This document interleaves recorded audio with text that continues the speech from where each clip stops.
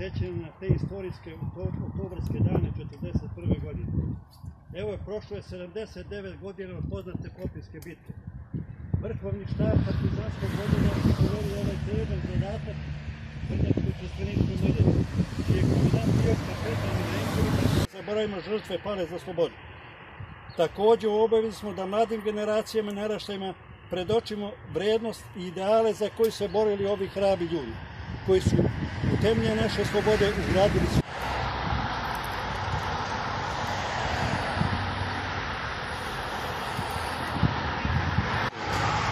Partizanske jedinice su brojale 250 boraca i bile su naoružani lakim pešadijskim naoružanjem, dok su neprijateljske snage brojale 1000 boraca i bile naoružane teškim artiljerijskim oruđem.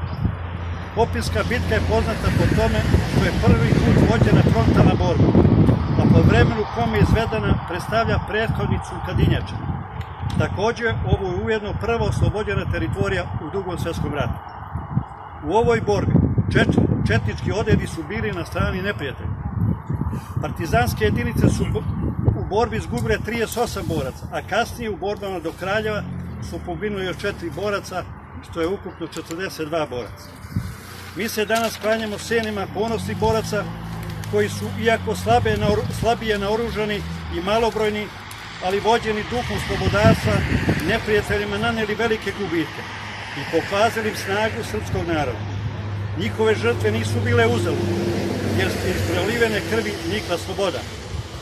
Borba naših partizana danas se nalaze pred revizijom, a neki bi da izbace iz istorijskog pamćenja. Tome se moramo suprotstaviti pored ostalog i ovakvim manifestacijama. Na inicijativu boračkih organizacija Trstenika i Vrnjačke banje 1981. godine, povodom 40 godina Popinske bitke, gore na ovoj padini zrelih voćnjaka i vinograda podignut je spomenik autorsko delo arhitekta Bogdana Bogdanovića. Htelo je se tada, a i danas, da se oda dužna pošta ovim palim borcima, njih 40 dvojici palih boraca Vrnjačkog partizanskog odreda, koji su zaustavili nemačku armadu, kako su čuli, u njihovom nastupu prema Kraljevu, gde su povodom događaja, kako je rečeno, streljali negde oko 1000 do 1500 nedužnih građana Kraljeva. Sutra na Bogorodični pokrov obeležava se godišnjica streljanja u Kraljevačkom spomen parku. Da kažem nešto onda prvo kao istoričar, danas je veoma važan dan za sve stanovnike, ne samo naše opštine, nego i naše kraja, odnosno i Trstenika i Vrnjačke banje, jer pre 79 godina upravo na ovom mestu su zajedničke snage Trsteničana i Banjčana sačekali jednu veliku i značajnu nemačku kolonu koja je iz Kruševca hitala prema Kraljevu da pomogne Nemcima koji su se tada u Kraljevu nalazili u obruču partizana i došlo je do oštre bitke gde su bili obostrani gubici izuzetno veliki.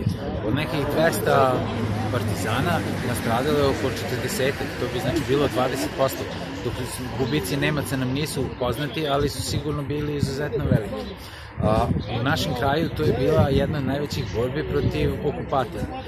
Što se toga tiče, postoje dva spomenička obeležja, jedno ovo koje danas, gde smo se danas okupili, i drugo na brdu koju je uradio poznati arhitekta Bogdan Bogdanović.